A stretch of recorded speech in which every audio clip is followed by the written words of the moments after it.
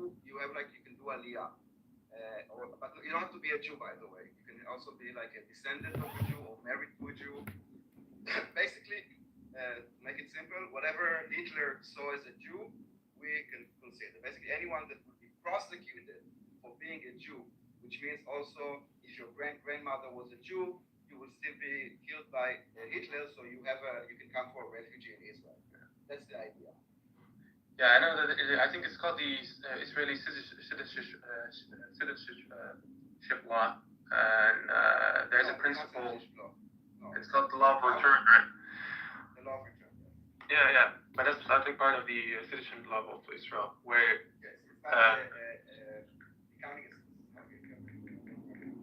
Yeah, but I mean, always would entail that like non-Jewish Israelis, like Muslim Israeli, for example, who is ethnically not Jew, but Arab, let's say, that he's not able to invite his family as easy, like as a Jewish person. I think you would agree with me on that, right? I think that again, if you would take any country on earth, okay, you will have different procedures for different things. If you're a refugee, you need to do this. If you come for school, you need to do this. If you come for family reunion, those are the rules. Same for Israel. If you get married, it doesn't matter with who, there are those rules. If you, buy property, maybe there's such a law. If you're a Jew or ancestor Jew, this is a law. It's just another option. It doesn't mean that others cannot. There are many other laws that apply for many other people around the world. This is why you see people that are not Jewish immigrating to Israel. They're just not using this reason that because I'm a descendant of a Jew. That's it. There's going to be an ethnic dimension, right? If you want to immigrate to Europe, you can do it based on. For example, I'm a doctor that has a very specific skill, and they will accept you. And another one because he's a refugee from a country. I know. But I'm just saying that there's gonna be like on some issues there's gonna be the early ethnic dimension, right? That on some issues, your ethnic background would make, for example, such a process easier. Like, for example, in the case of law of return, which allows Jews from all around the world to become Israeli citizens. And non-Jews. But that process of a non-Jew would take years, right? No. I'm saying law of return is the same law for Jews and non-Jews. You can be also a non-Jew and use the law of return. If, for example, your grandmother on the mother's side, whatever, was a Jew, or but that means you're ethnically Jew, right? Obviously, you're gonna be ethnically. I'm not talking about religion. Okay, so even if you are not Jew, not ethnically Jew, but you are married to a Jew, you can also do that. Yeah, but that's going to be like the Israeli citizen, right? Is married to, so Israeli Jewish citizen is married to. Okay, no, not Israeli. Oh, so if I'm married to a Jewish woman, let's say, right, and we're both living in Europe, yes. I would be able to move to Israel unrestrictedly because of this woman. But if I was married to, let's say, a non-Jewish woman, this wouldn't be the case, right? So there's going to be an ethnic dimension there. I'm not saying it's... That is not an ethnic dimension. That's how countries work. Any country in the world. Yeah, but there's a difference between ethnicity and obviously having the same nationality. A Jewish person in Europe doesn't have... Differently. Okay, we have immigration law, let's say, like any other country. Plus, because Jews are prosecuted and were killed based on, even if their grandmother, not ethnically, even if it was from the father's side, according to Hitler, we wanted to make sure that those people will always have a place to go, because during the Holocaust, there were countries that did not accept refugees. So on top of all the other options that countries have for immigration, we have this one. I'm sure that if you go to other countries, you will see that if you're a Muslim, for example, you have this, and if you're not Muslim... Yeah, I think it's understandable. I think it's understandable. It's a Jewish country. What's the problem with that? But I'm not saying it's a problem. I'm saying it's understandable, given that you guys are Jews, and obviously you will have a lot of empathy with Jews in the world. We know that Jews have been persecuted for a very long time. So I understand where you're coming from, and understand it. I was just commenting on what you guys were saying earlier, that there's going to be distinctions there on some matters, but I'm not saying it's necessarily like immoral. I understand it. This also happens in some Islamic countries where Muslims will have a easier process, right? So I'm not saying. Listen. I will give you another example. there was a war last year, okay, and we decided to accept Ukrainian refugees, okay. Yeah. So you had to be, I don't know how we would call it, ethnically Ukrainian to get it. We didn't open it for all refugees. You can also say this is not fair, but no, they were in need. We decided to open, so we made a law that would allow for, I don't know, 70, 80,000 Ukrainian immigrants to come, regardless of their whatever, but just based on their nationality. Is this also not okay? I mean, but I'm not making a moral argument. But the thing is that you are kind of trying to shine a light on one law. No, I'm not. I'm just commenting what I said earlier. I'm not saying, like, I'm acknowledging that this happens also in other countries. And I'm not saying it's, like, this is a form of, like, unjust treatment. I'm just saying that what the facts are. But I'm not saying I understand it, given obviously that Jews have been persecuted. So obviously, if you have a Jewish state, you're gonna allow Jews to enter with an easier process, like for example in the case of Ukrainian refugees. I'm not sure it's easier, by the way. I'm not sure it's easier. I think it's easier to show, for example, a certificate that you're a doctor than to prove that your great-grandmother was a Jew. I'm not sure it's easier. I'm just saying it's different. Maybe it even will take maybe longer because they need to verify that people don't go in. It's harder to go in, need to go to the roots. I don't know if it's easier. I mean, as far as I know, it's the time to attain a citizenship as a Jew is much shorter. But again, like I'm not saying this is necessarily I'm not arguing from a moral standpoint. I'm just saying what like sort of distinctions there are going to be, right? That's this equal rights. I think in no country there's going to be fully equal rights. There's going to be, on some matters, distinctions and all of that. Like, for example, in the case of Ukrainian refugees in Southern Europe, right? I've seen the news.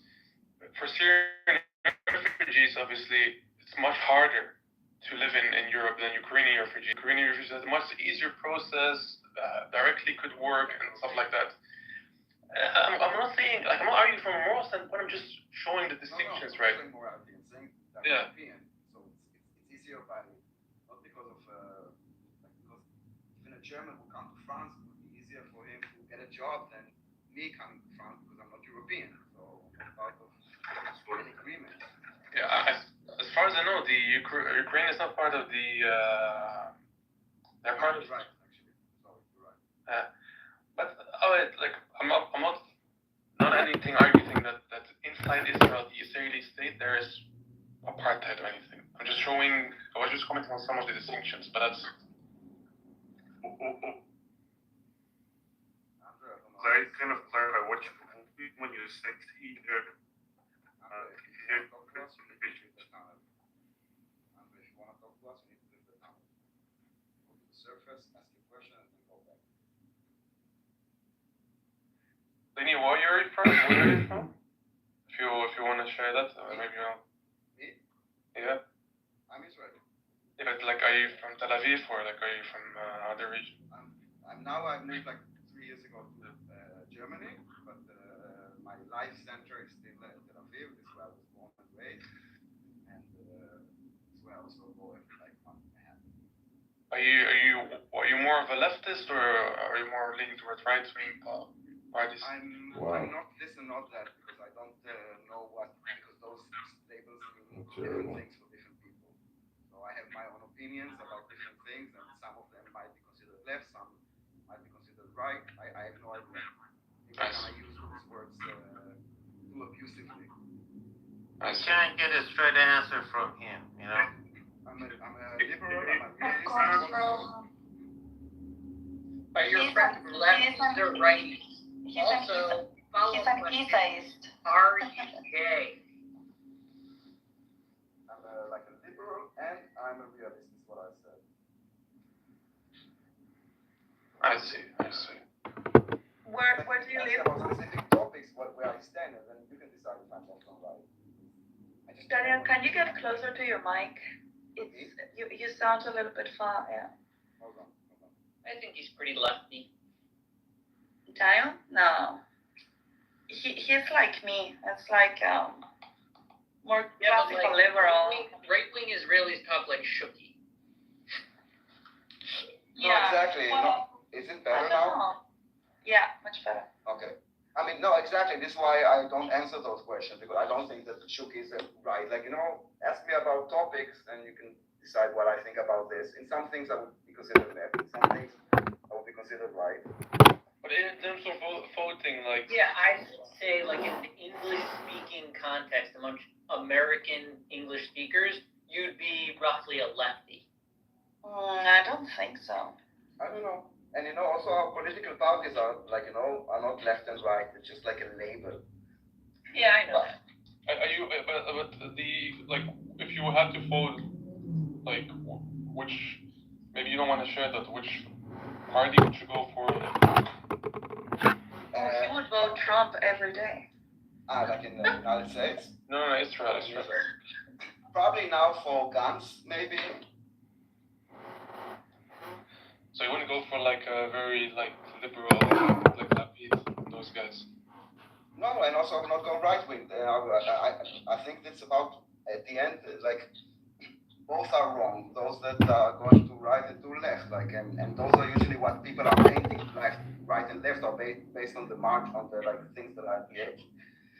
And I'm kind of like there are like different opinions about different topics. I don't think that any party really is exactly what I want. But this is the closest. Something that uses logic more than emotion, which is something that both edges use, like emotions and not like logic and sense. Okay, yes, you're more like a centrist. Upon, where do you live? Lebanon. You live in Lebanon. Okay. But you are from there, or you live there as well? I currently live in Lebanon, yes. Okay. Can you leave right now? I mean, I understand that I don't know if the airport resume operation or not. Yeah, you can leave. You can leave. Prime Minister? What did you say? Daniel, do you believe that Benny Gantz will become Prime Minister? I don't know. He could. I don't know. Yeah, he has a chance. He has a high chance, I think, compared to. When you think he's the most competent guy? Yeah. Mm-hmm. Because it's an overall thing. Okay, I hear. He has an amazing record. And it's about, like, again, the standards, moral, honesty, integrity. People can be wrong, but, you need to admit that you're wrong and you need to fix it. Not say I was not wrong and then you do it again, because it doesn't really matter if you're left or right, or if you put around yourself, like, people that you cannot respect. So you'll be like, there are many things that the ideology is not necessarily the only thing. It's also how you, the decisions that you make. Let me ask you this. Do you think that it's time for Israel to replace Netanyahu? Yes. Well, he's been there for a long time. No, like, it's time. He's right. It's been a year. Because it's been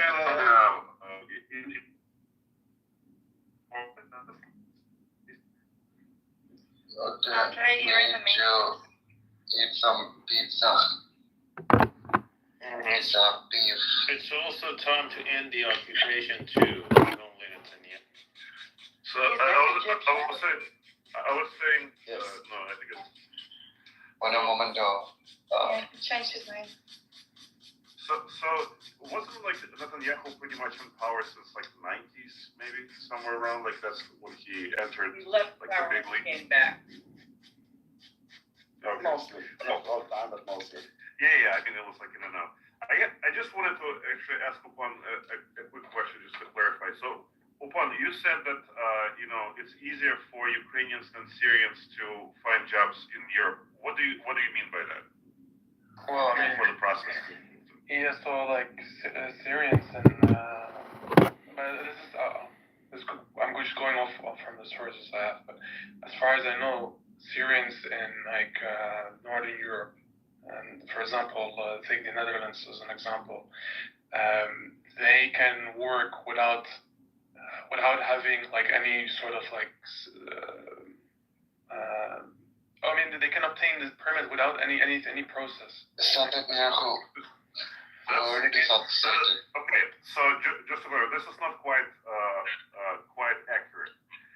has been a policy that's been enacted by the European Union that gave Ukrainian like a sort of a special status because of the proximity of their war, and which allows them to obtain visas, like working visas, before they even enter the country.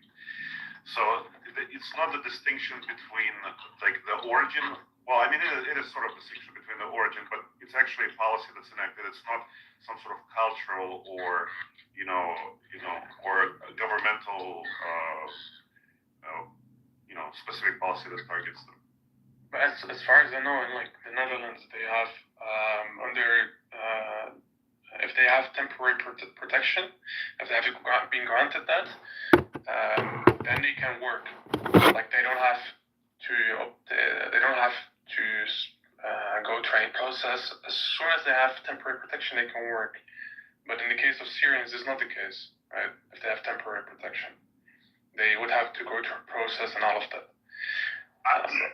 I'm not sure. I need to clarify this, but I don't believe so. I think there is a separate process, like in any country.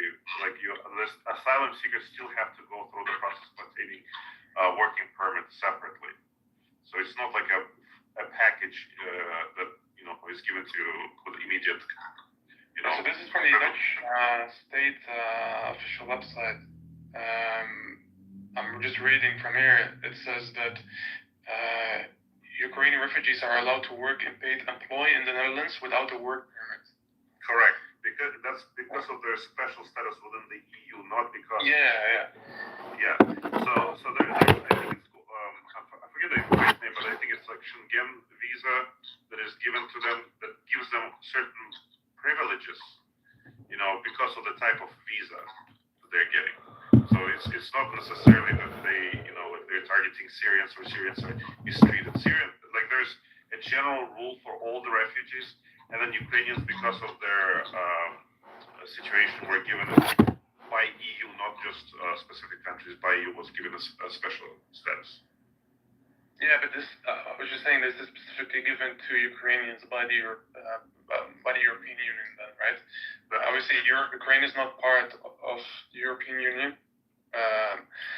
That's besides the point, though.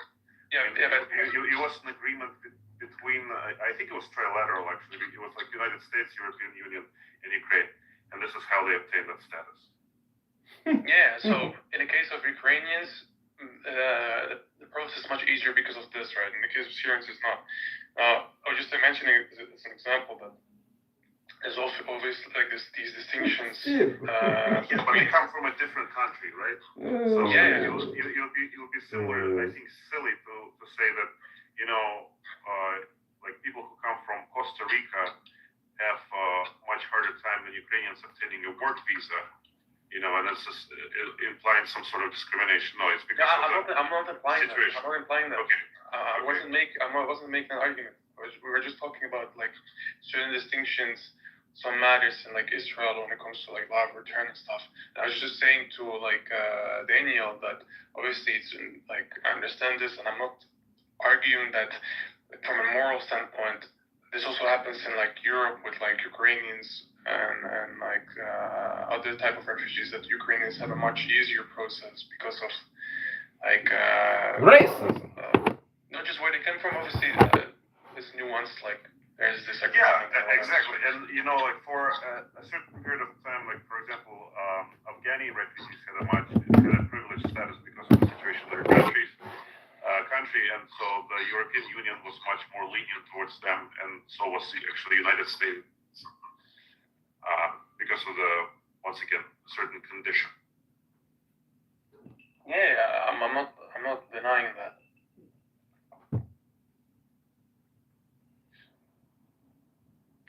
So I was just curious about then, like what type of point were you trying to? Yeah, I was just mentioning it as an example that when like he was saying that this episode, he actually mentioned Ukraine. It's like when it comes to Ukrainian refugees in Israel, they have like there's an exception for them, right?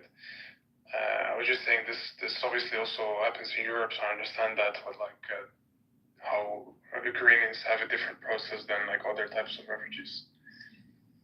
Open, I've got a question for you. Yes. How much is the resistance capability is not known for public, particularly for the Zionists?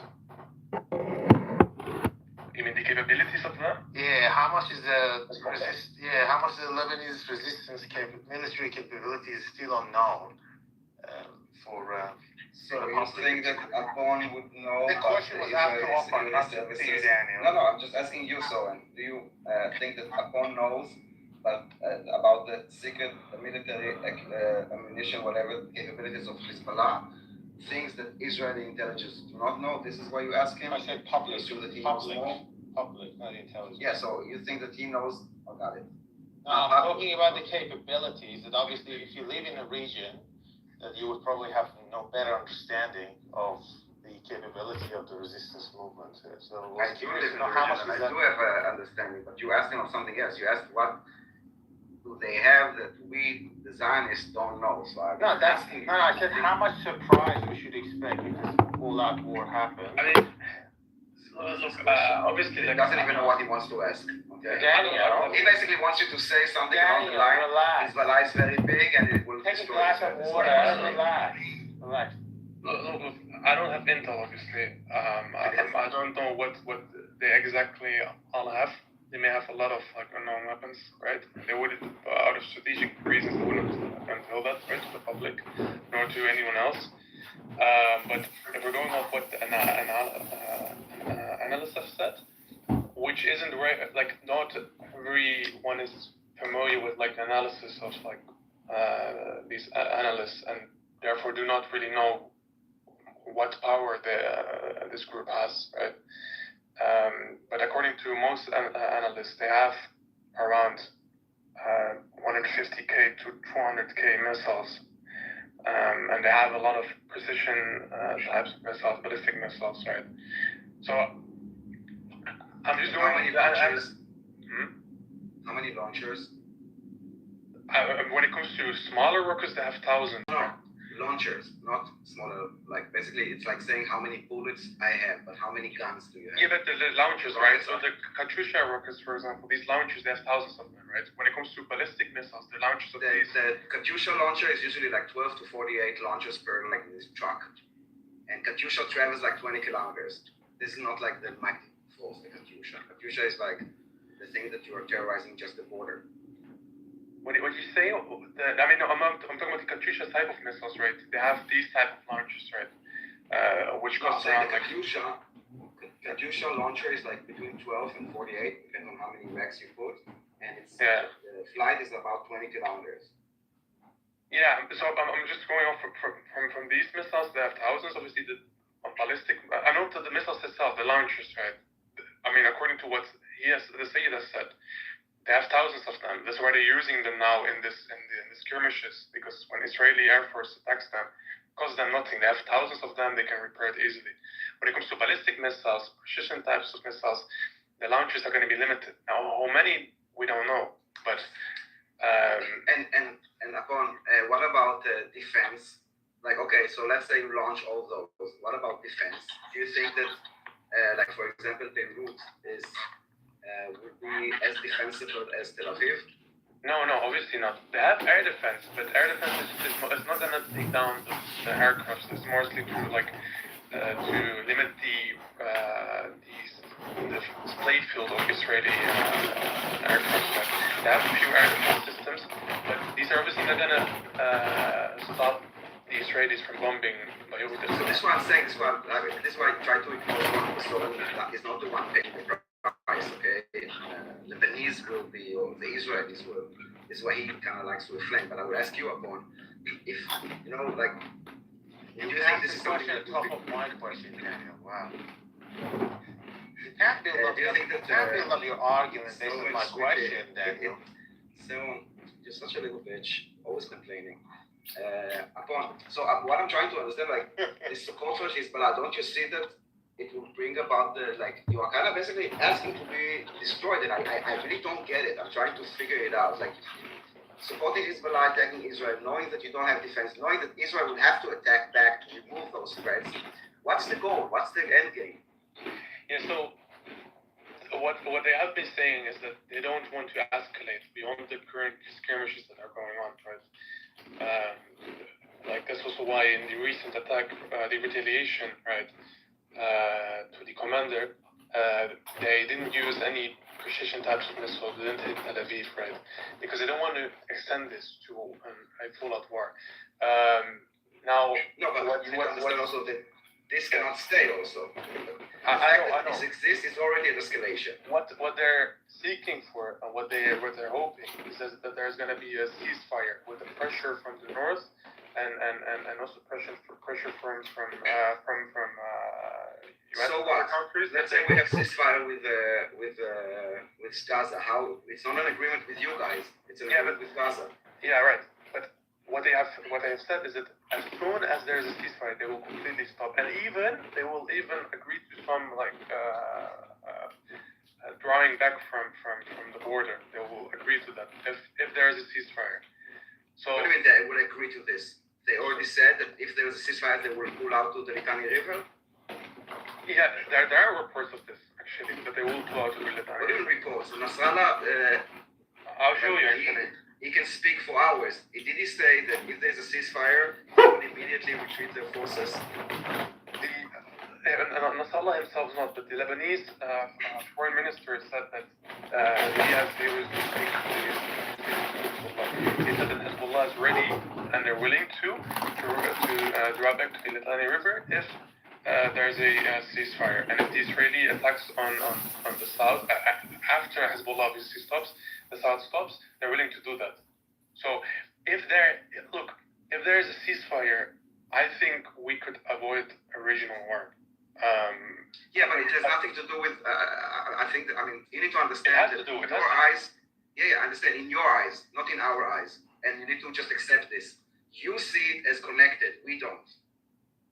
Yeah, I understand you don't see it as connected, but No, I mean, I don't need you to agree with me. I need you to understand. Meaning, if you make an agreement with yourself, we are not part of it. Yeah. I understand that. I'm just saying my sense of point of view is that, and I think the Israelis should also understand this, right? That if there is a ceasefire and the attacks from the south stops, obviously the most realistic thing is to look how can we now come to a peaceful agreement so that in the future we won't have a regional war. Obviously, there is an agreement. You're just in violation of that agreement. I know. There is an agreement already in place. You are violating it. I know there have been violations since the 7th of October, right? No, before. No, way before. According to the 1701, the Hezbollah should not cross the Litani River. Right. They didn't move there on 7th of October. They were there before.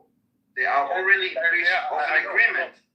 So you need to understand, I think, that if there would be a ceasefire, I mean, our aim in our war in Lebanon has an objective, okay? The objective is to return safety and security. As long as there is threat that we see as threat, we will continue, regardless of what we have with Gaza. Mm-hmm. Yeah. Just to comment on that, right? Look, the thing is that if we're looking currently at, I mean, I agree.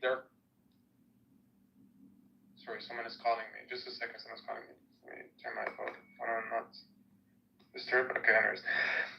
I agree. There are violations going on. Now,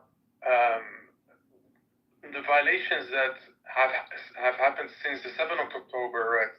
These violations will directly stop as soon as there's a ceasefire. Now, when it comes to the withdrawal of Hezbollah, according to the foreign minister of Lebanon, and not just him, but also sources close to Hezbollah, they have all confirmed that if there is a ceasefire, they will withdraw. They will stop any violations.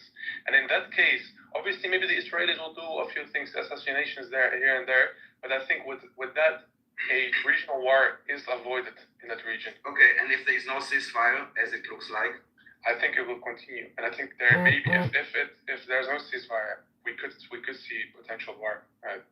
I mean, there will be. This is what I'm trying to tell you. First of all, I don't see a ceasefire happening, and if this is the only term that Hezbollah says to stop attacking Israel, then I hope you really understand that we have no other choice but to remove that threat. I'm understanding it from the Israeli point of view. You have that at your border. You don't want that if they're constantly attacking the northern villages, right? I understand you want to remove that threat. One of the reasons why Hezbollah has started this is also to relieve some sort of pressure on the Palestinians, so that they would go more towards the focus more towards the north. What do you think? Do you think that, like, in what ways do you think that they assisted in the last 10 months? I'll tell you. So the invasion of Gaza took much longer because of Hezbollah's and Iranian threats, right? According to most reports, let's say that you are right, which you are not. But do you think that making the war last longer is good for the Palestinians or bad for the Palestinians? Let's say that you are right, but I don't think it's true. What was their intention? Hezbollah's intention was to avoid such an invasion of Gaza by threatening, and Iran also threatened, right? They wanted to stop this invasion. Now, obviously, they didn't succeed in that, and they did invade. Now it took a bit longer for them to invade, right? They were more patient, right? The Israelis in regards of that, and then they invaded. What Hezbollah was, what their intention is to basically get the focus more towards the north, and also putting pressure on the Israelis. And not just the Israelis, but also on the US and others, to let them know that if there's no ceasefire, if the war continues, then we might see a regional war, which is obviously something that also the US wants to avoid, and other countries. And this is a sort of pressure that they're putting on the Israelis to come to an agreement. Do you believe this? That this is anything like yesterday, for example? Israel launched a wide-scale operation in the West Bank on a few camps in East Jerusalem and a few targeted attacks in Lebanon. And that is on top of what we're doing in Gaza. Do you think that the Katyushot being thrown from Lebanon are really like doing any impact? And again, you said, I don't agree with you that it kind of made the invasion take longer. Let's say that you are right. I'm just trying to say, is this a good thing for the Palestinians that were like refugees from their house, displaced? Now we tell them, it will take another month or 2 months. I'm not sure that this is really helpful. Let me tell you this. This was also be said by Nasrallah. The Palestinians want them to do more. Want the Lebanese to do more. They want obviously to escalate this, and also in their interest, they want that, right? We're trying. Why? We're trying. How is that? How is that impact? I'll just say it. We're obviously staying much calmer, right, in this situation with what they want from us. We don't want this to be an all-out war. We want to avoid that, right? But we are taking part in the skirmishes. Now, how is this helping them? Firstly, it's more of to show support to them, in their eyes, to show them that. And you're willing to pay the price?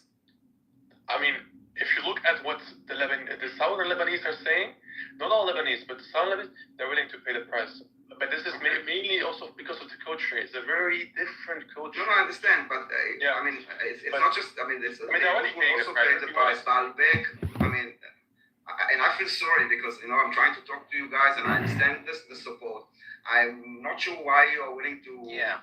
Speaking about the culture, we're not speaking of something. I mean, it's not equitable. No, actually, Apon was speaking, and he's actually contributing in the conversation. Don't let other people talk. Is it equitable? Okay, Apon was what is speaking. your contribution going to be, Soren?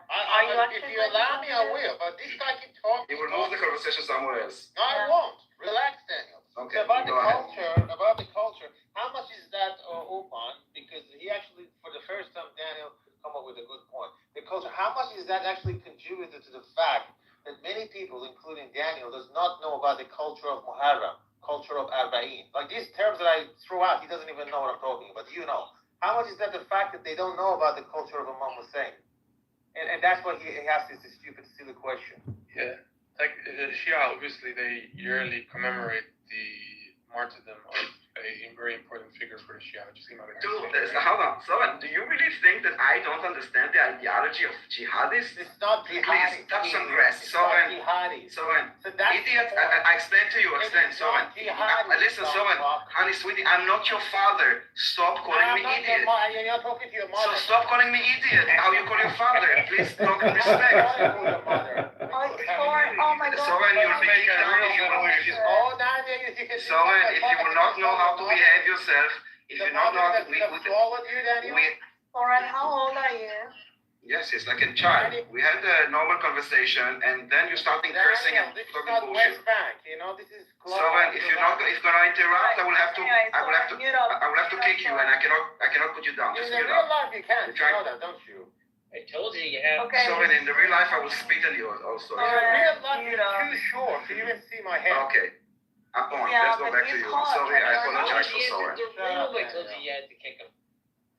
Okay, anyway. So the question was very simple. How do you say your name, Lisa, Upon? The question was very simple. How much is the last? Soren, we heard you. Thank you. Soren, we heard you. Shut up, Thank you. Daniel. I'm just asking the. What the Upon, go fuck ahead. is wrong with you, Daniel? Are you? Go ahead. It's listen, you need to mute up. What the hell is wrong with you, Daniel, today? You didn't get your feelings Okay, you hurt? said your thing.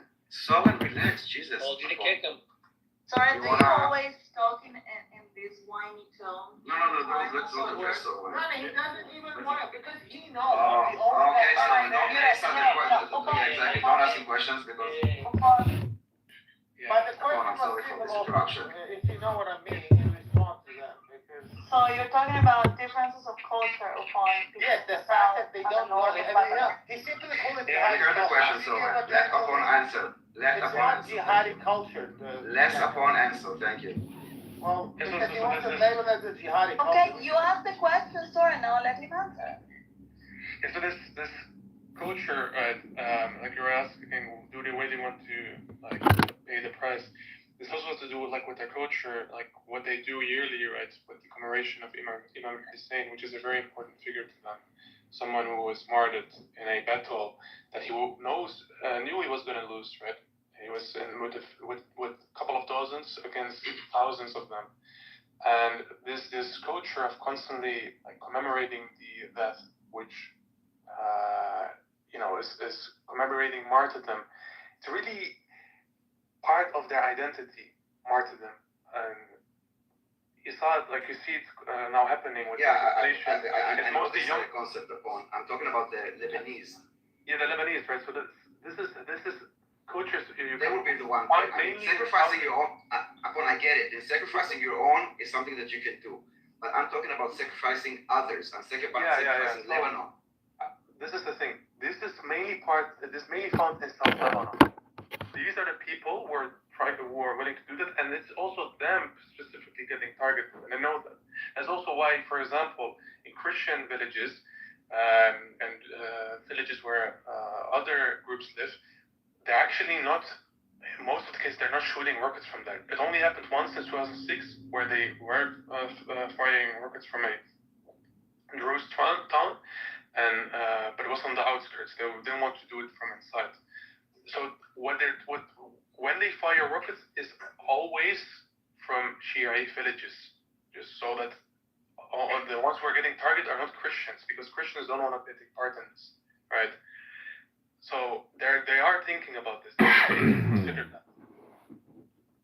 that the ones who want to sacrifice, they're getting sacrificed.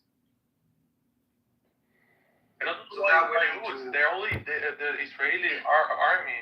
This mainly found in South Lebanon. Specifically targets Shiite neighborhoods because they know that these are the people who support the group. These are the people who are part of not all of them, obviously. I'm not part of the group, but the ideology is here. So the Israelis also know what to target. Correct, and that's what shows you how surgical they are. They're not interested in killing everyone. They want to target those that are the ones against Israel, not everyone. Yeah, but so I'm saying that Hezbollah, they have this in mind, right? They know that if we're gonna do this in a Christian town. We shouldn't do this. Christian village. We're gonna do it in our. They actually care about that. They do care about that, and they always like they could fire like. Yeah, in front of Metula, there's a town full of Christians. It would be very strategic from them to locate there and fire. That they could do it, but they're not doing that. But why is it? Is it because their morality, or is it because there is something preventing them from doing that? Both preventing them and morally, they have a good relationship. They have look. Not all Christians. There's not a relationship with all Christians. They're very good. There's some very nice like, who are aligned with Lebanese forces who don't want to. Yeah, I understand that. Yeah, but a lot of Christians in the south, they have a very good relationship with the Shia there, and they know that because of this relationship, they don't want to like take these Christians part of this. They don't want to involve them. That's the point. But what I mean is that is there anything deterring them from doing it after? If they do it, they will fear some sort of consequences or something like that. Maybe no. The consequences maybe would be that the Christian town will be struck by Israeli air force and the relationship between the Christians that will worsen. Relation between so they can, so they don't have a, because I mean, like the launch that we had like a few days ago, the majority, if not almost all of the launches were done from the heart of like a civilian population. I don't know if it was Muslim or Christian, like next to mosques or schools or like UN facilities. I mean, the launching are done from civilian areas. And if you have to hit back, you need to hit civilians. The way that Hezbollah is operating is in this way similar to what Hamas did itself within the civilian population. And they are the ones that would pay the price. And I don't think that it is like martyrdom when you are sacrificing others.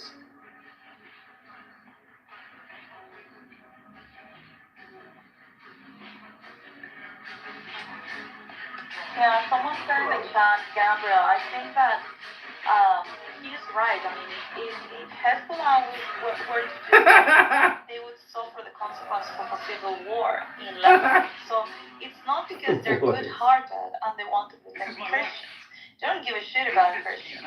They just don't want to create a civil war because they have like a peaceful, let's say,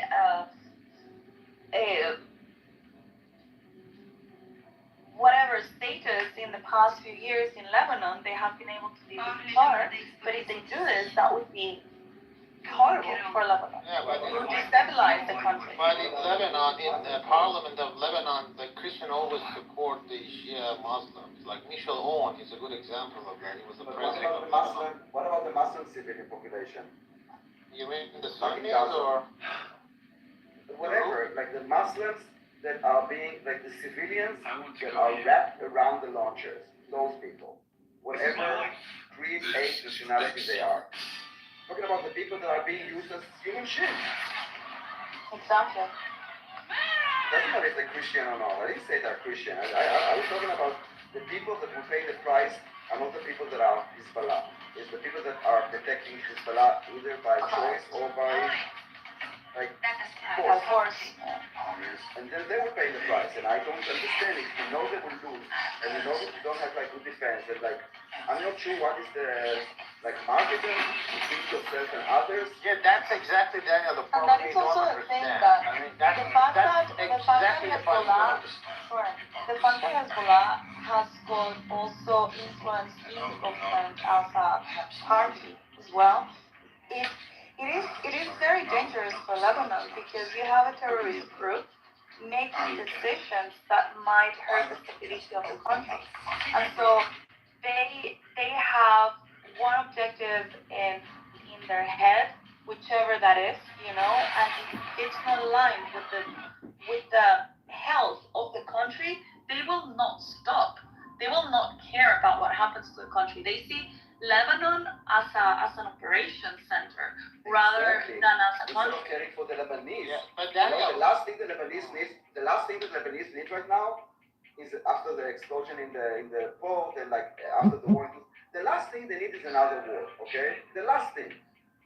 Yeah, but you're, you know what, Daniel, the problem with you is that you are result oriented. You care about who is winning, who is losing. The mentality that you have. I understand.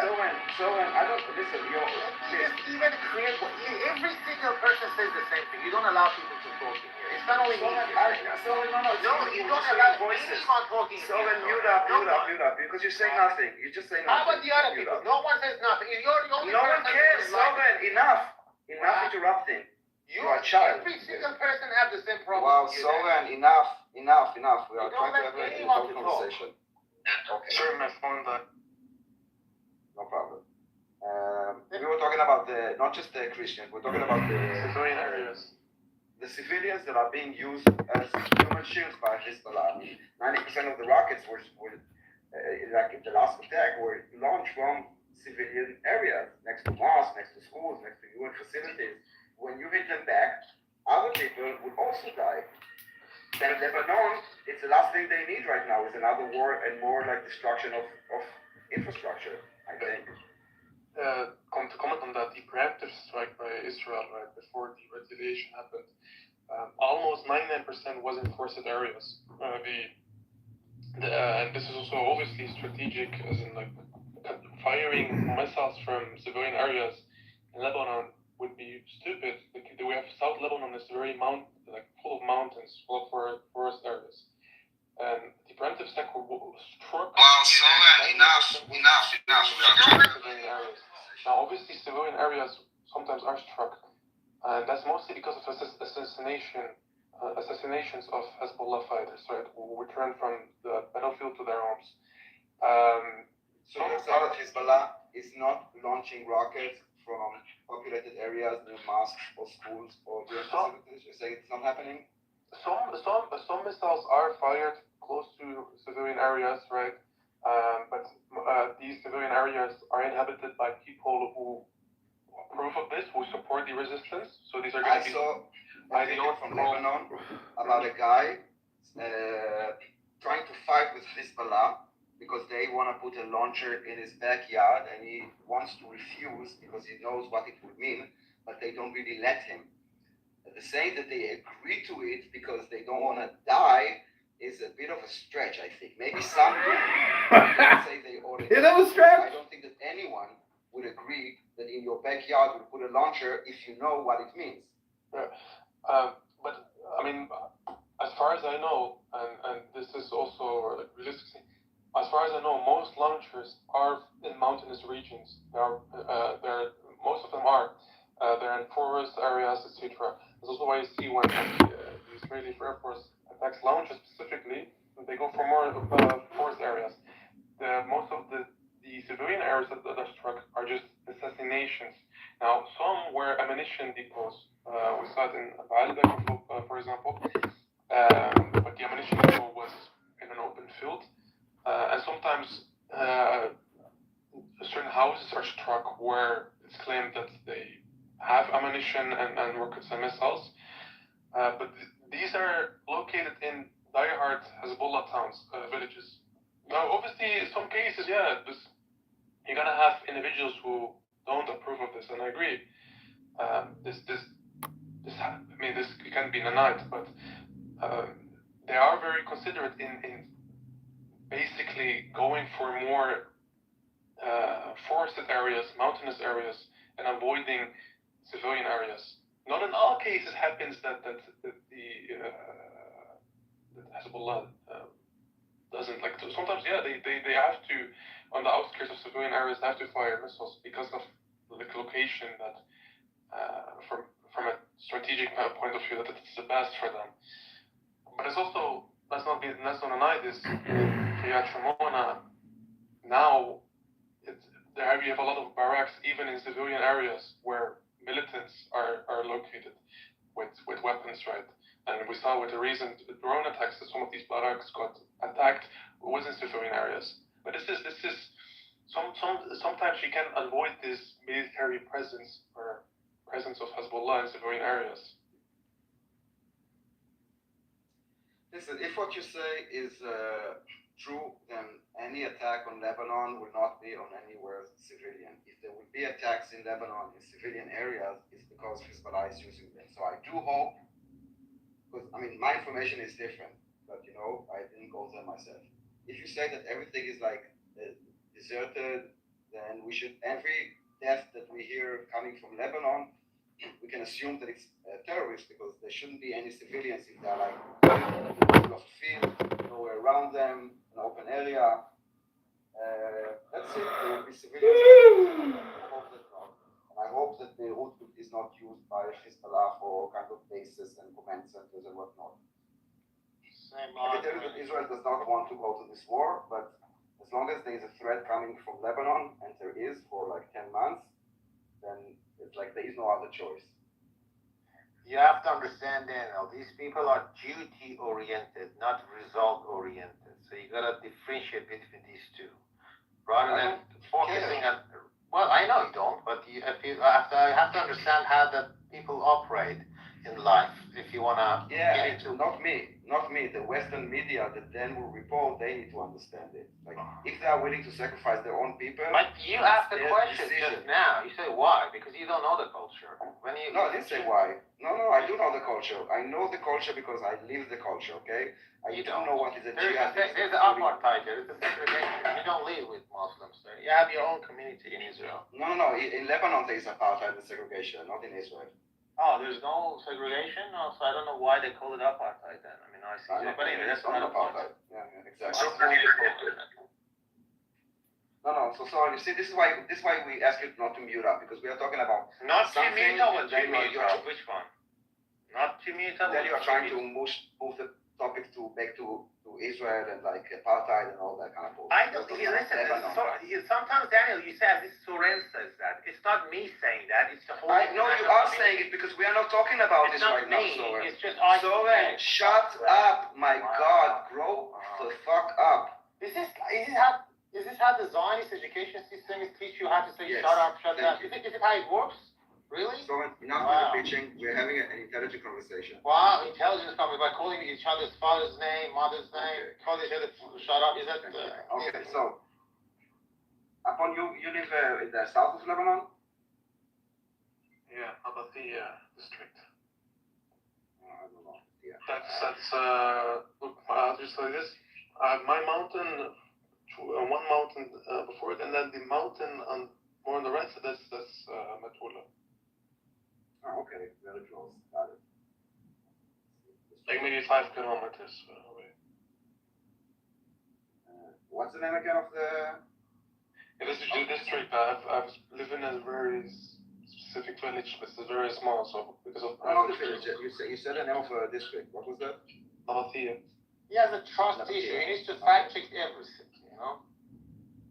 Abathia. Or let other people speak.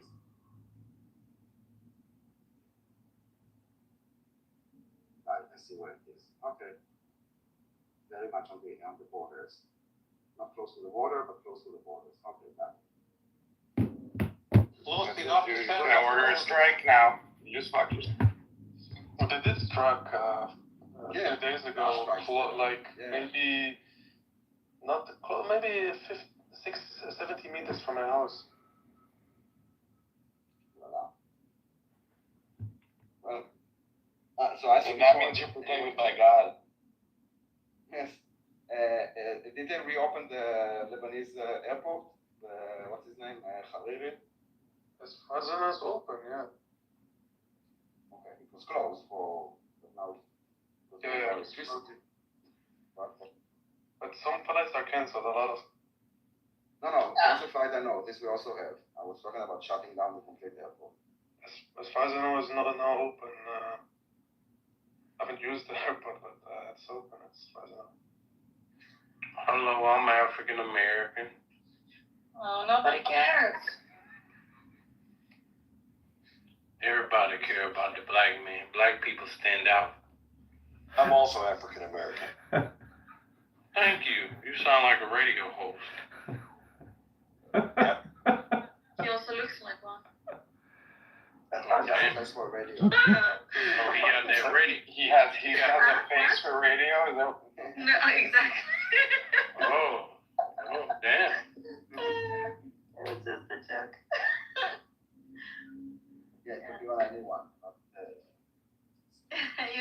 beautiful face for radio hosting.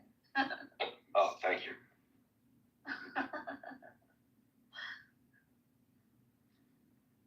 Anyway, Diego, what are you saying that the Arabs, not the Arabs, the Muslims and the Christians are protecting each other against the Jews in Lebanon? I don't know about protecting, but I know that if you travel to Lebanon, they understand who the enemy is, and they have support for each other. Well, I don't think it is support for each other. I think it's more self-interest. They don't want their country bombed, right? And so I don't think that it's a matter of religion in this case. It's a matter of like, yeah, don't stir the shit because they're gonna come for us. So, yeah, dude, don't send rockets because otherwise we're gonna end up like Gaza.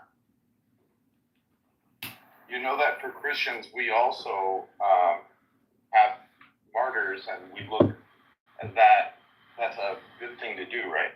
Well, Diego, the difference between martyrdom in Christianity and martyrdom in Muslims is that we don't look for it. We have people that have suffered from atrocities, and then they have come across as martyrs. But we don't pursue martyrdom. Muslims do. We don't.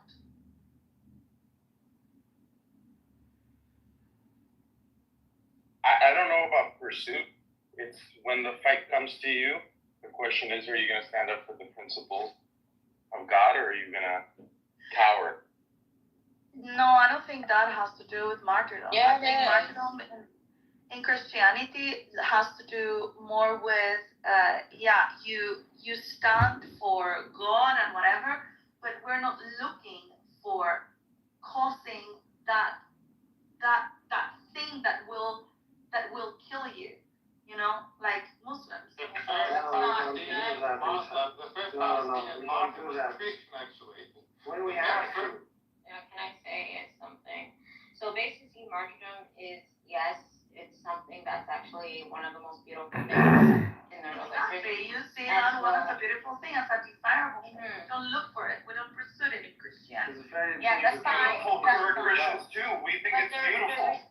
Okay, can I just finish the sentence and you guys can all go? So basically, it means sacrificing yourself, and this does not mean suicide bombing. Okay, suicide bombing it's completely wrong in Quran and Islam. It's forbidden. It's not allowed to sin.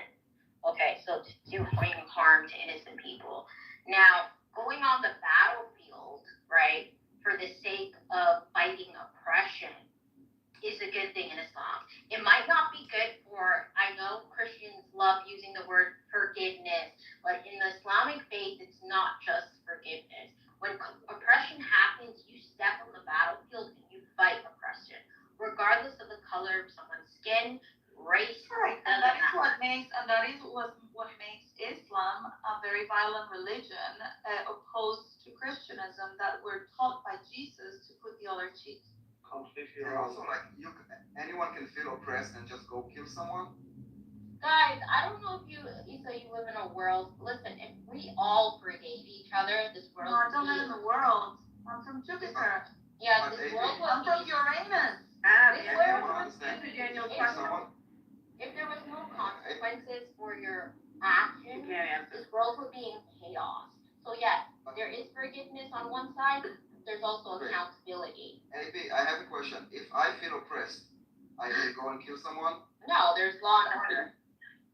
What is the law and order? What is the law that you said if what is the boundary for your who determines what is oppression and what is legitimate? Like you said, you gave a nice speech that it's like, for like a noble cause, that if you're fighting oppression, it's noble to die for the cause. Great. Now I wanna go and I feel oppressed by Isa because she mutes me, and I wanna go and kill her. Is that permissible by Islam? No. Or do I need to? Yes. Why not? I feel oppressed. They keep on muting me. That is oppression. You told me I was a face of radio about your guilt. So basically, there's something called law and order. So you can't just go in the middle of nowhere and say, yeah, someone's oppressing me. I'm gonna go kill that. That doesn't Okay. work. What is the law? What is the law? Okay, Yeah, so what kind of oppression? How can you you measure the oppression? What is the right oppression in your head? Who needs to confirm that I'm oppressed? I need like an imam to say that I'm oppressed. Like what's the procedure? No, like fighting oppression? Yeah. So in regard, first of all, it has to be done in a government system. So there needs to be, it's not talking about individual. religion, and now it's government because Islamic government is Muslim kind of like Shahada Okay, so Islam is Revolution War political. propaganda I don't know if you know glorifies that. Shahada. Christians It's do not not just like, create it's a political, propaganda it like has this. political Go structure. get stuff. Oh my God! Can you mute that thing? Stop Sorry, playing guys. video games, Habibi. No, but anyway, it's a political structure. So yes, there is a government and laws that you have to abide to. Yeah. Okay, Just so like what, in can you tell me Catholicism. what are the laws define oppression? Who's defining oppression? No, there is the Quran, the law. There in the Quran and the Sharia. It's called, and I know you guys know this. You guys know this. So I don't need to. I actually know. I'm really don't see myself as a Sharia expert. Not a Sharia expert, but what I'm saying is that just like we have constitutions in America, in an Islamic. Yeah, I'm trying to understand. Listen, anyone can say that he's oppressed. That's why we gave this ridiculous example. But you don't have a right as an individual to kind of like just go out on the street or hurt someone because of oppression, right? You go to the police. That's what we do here in the States. You go to the police. No, I'm not talking about the States. I'm talking about jihad and shahid. That's what I'm saying. That's exactly what you do. You go to the scholars, you go to the people, and the government, the system. You sit and make a decision. You don't, as an individual citizen, you have no right to do that. You don't have a right to just like do whatever you want. Yeah, I think he's asking when you have the right to resist the occupation is when you're called muharib. Master, can you explain them what muharib means? No, Soren, I didn't ask this, and please don't. Muharib. It's like someone who becomes... No. Please don't answer him. He's trying to deflect something. No, I'm not trying Daniel, you know, Soren is right and Adil is right too. Because it seems as if you mix between, you know, you're trying to separate between what is logic and what is really your hate or to Islam or you don't want to. We don't hate. What did I say that was hate to Islam? Let me Tell me one thing that I said that was even critical. Also, Egyptian, just because you agree. Maybe I missed. I didn't use the right one. Maybe you don't agree with Islam. Okay, is that right? I don't agree. I didn't listen. I'm just asking questions. Just because you agree with them, it doesn't make it right. No. It's not about right or wrong. It is about what religion says. When I fight back, I understand. And she said that religion said that if you are allowed to do shahada if you're oppressed or fight oppression. Daniel about the concept of muharib, please. So let me please let me tell you. We don't really seek, as Isa said, we don't really seek after being shaheed. But when I have to, it is written in the Quran, كُتِبَ عَلَيْكُمُ القِتَالُ, or it is written to you to fight, and it is hateful for you. So, I don't really seek after having a war or fight, but when I have to, I must fight back. In all cases, I'm a winner. If I fight and I win what I fight for, and it is right, this thing is right, so I'm a winner because I won.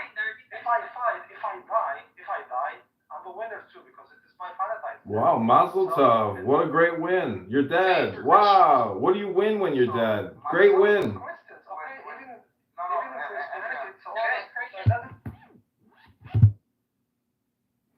Kick me from the they're so lame.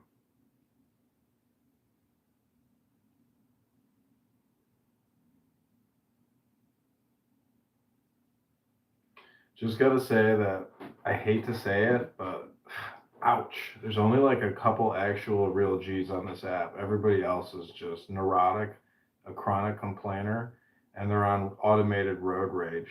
So just want to let you all know that it's not a me problem, it's a you problem.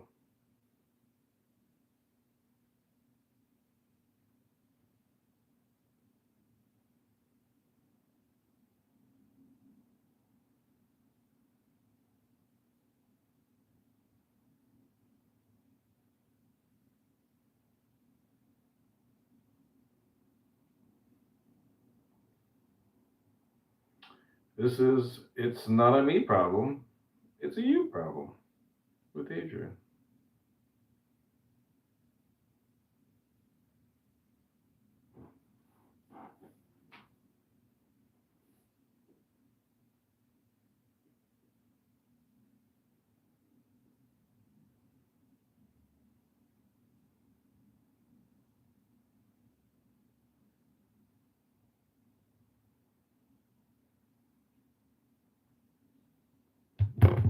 What up? I love you.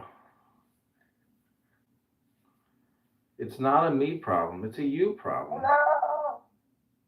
No. Yeah, it's your problem. Yeah, I agree. I mean, yeah, there's a lot of people. Yeah, Hello, Omar. hello, man. How are you? We are having wonderful time. It's been really great, actually. Okay, so the whole purpose of this room is to not road rage. We want to get as many people in here as possible who are road ragers and then just tell them, hey, it's not a me problem. It's a you problem.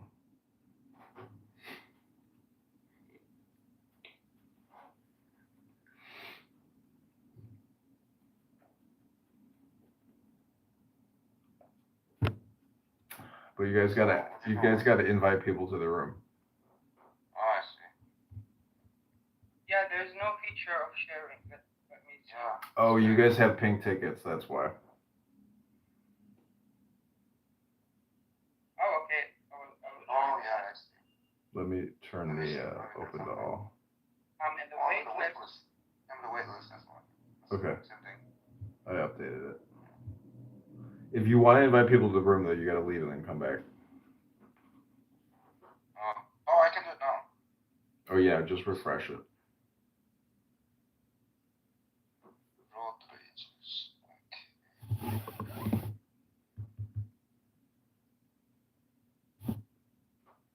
So no many, but I'll try to invite as much as I can.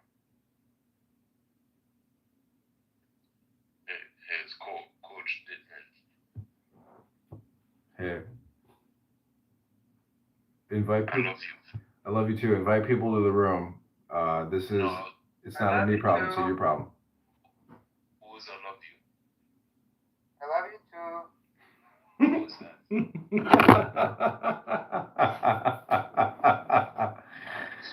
It's me. I love you. I love you so much. Alright, let's bring in people into the room. Let's go. How much I think that's 9. Oh yeah, I love you. I love you all, guys.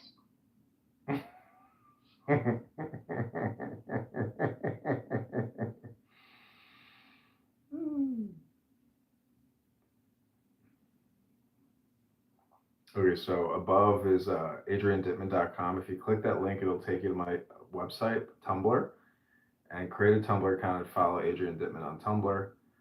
I have hundreds of videos that I'm going to post, but it's all of Elon Musk pretending to be Adrian Dittman, talk about the dumbest things you've ever heard. He loves video games. He eats like a pig. He eats 2 giant steaks with butter every night. And he eats in his Tesla shawarma.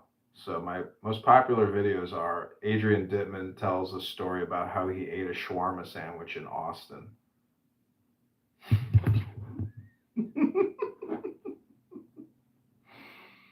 there shawarma in America? Oh yeah, big. Chicken shawarma, beef shawarma, lamb shawarma.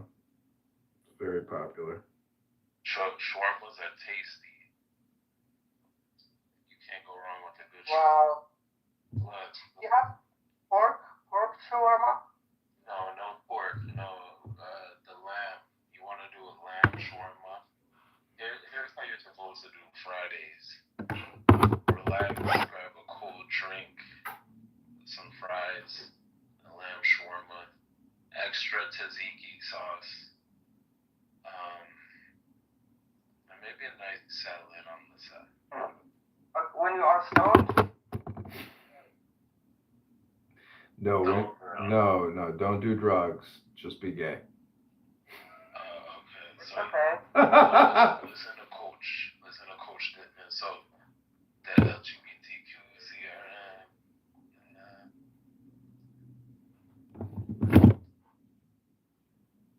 I'm one of these letters. I love you.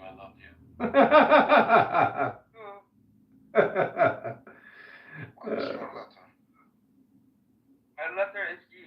Top G. Top G, I see.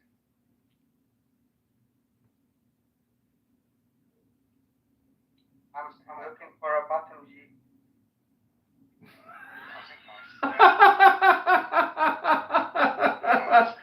He's a top G looking for a bottom G.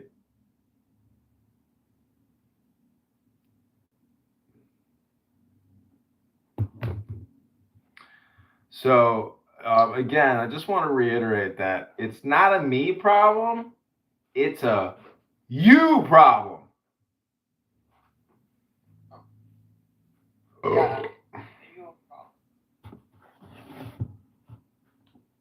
No.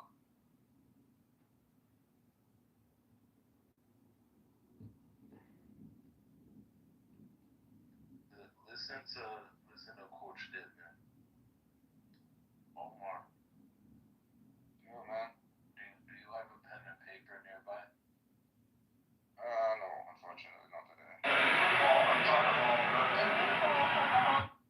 You're gonna learn a lot in here. I don't know. I could learn a lot. I don't have much time. Not a problem. My battery percentage is quite low. We're gonna send the lesson soon.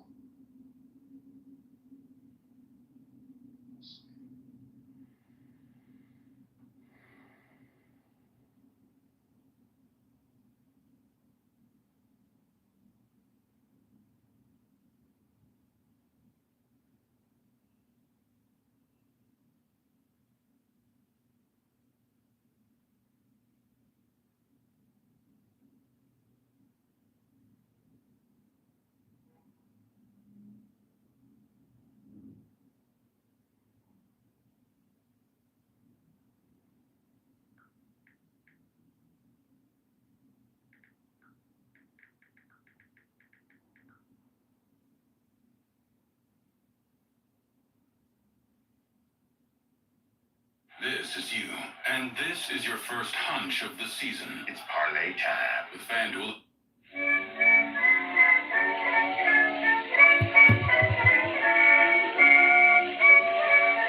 This song is called It's Not a Me Problem, It's a You Problem.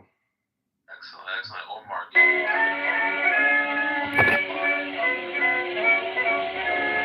Gary, I am feeling very blue, lonely as can be. Won't you speak to me? I'm so sorry I offended you that I really don't know what to do. So let's be sweethearts as we were before. Make up with a kiss. Truly this is bliss. You're the only girl that I adore. Now I love you more and more. Carrie, you're my pretty little Carrie. You'll be my bride in June. Don't you remember it was late in last December that you promised to travel with me away out west on a honeymoon to Oklahoma with your mama, yummy, yummy, I'm a kid, just as sweet as you can be, kid. I'm yours to the end of time. There's not a minute that another girl is in it with you, Carrie. Come join your Harry. Carrie, marry Harry is a sweet and most beautiful rhyme.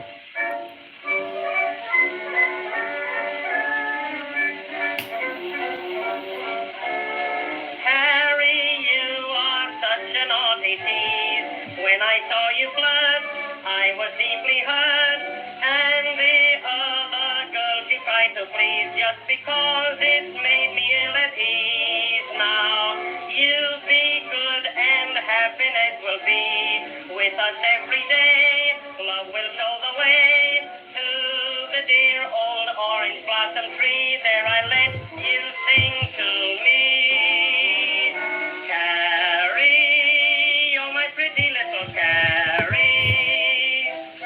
You'll be my bride in June. Don't you remember it was late in last December that you promised to travel with me away out west on a honeymoon to Oklahoma with your mama, yummy, yummy, I'm a kid, just as sweet as you can be, kid.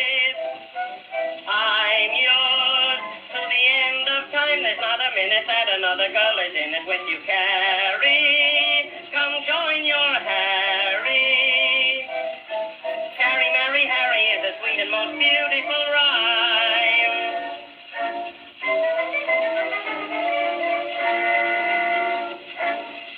Okay, this next song is called It's Not a Me Problem, It's a You Problem.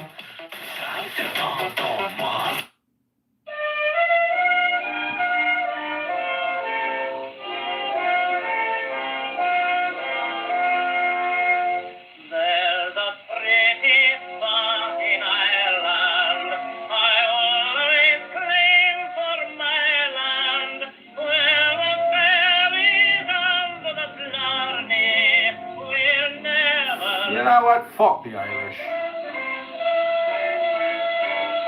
This song is called It's Not a Me Problem, It's a You Problem.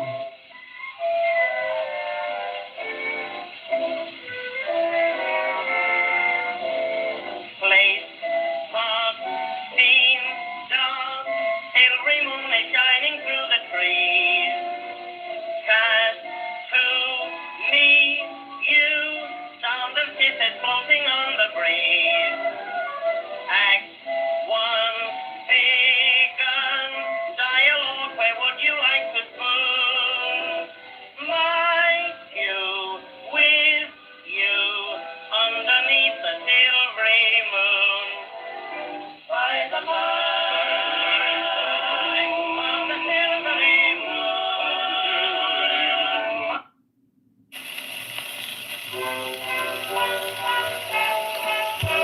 Okay, this song is called It's Not a Me Problem, It's a You Problem.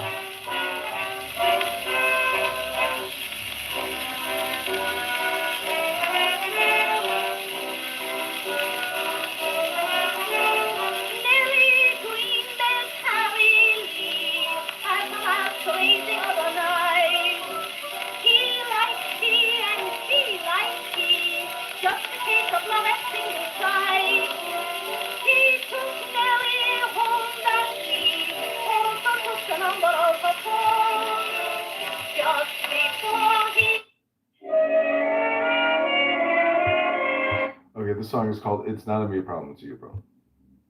I've a very strange feeling I never felt before. It's a kind of a grind of depression. My heart's acting strangely, it feels rather sore. At least it gives me that impression. My pulse is beat madly without any cause.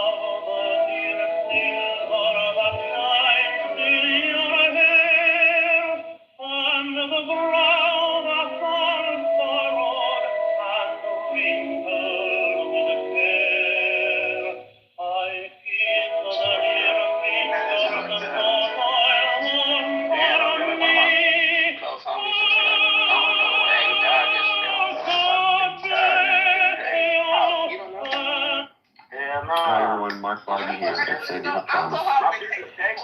On December 14th, 2020.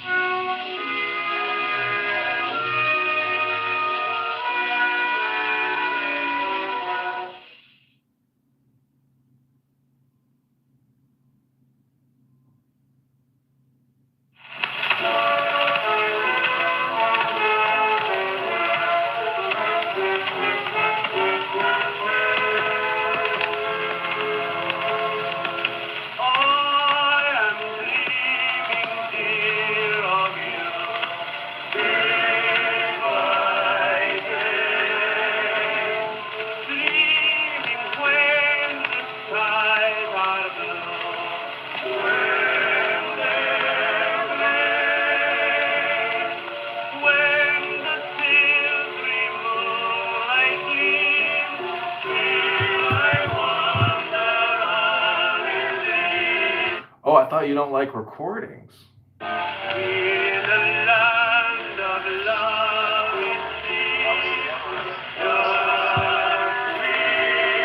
What was that? I said I was just in the other room that you're playing the same exact thing in because you pinged me into this room. And I went and looked at fucking for you because you fucking tried to fucking invite me in here. Why the negative attitude?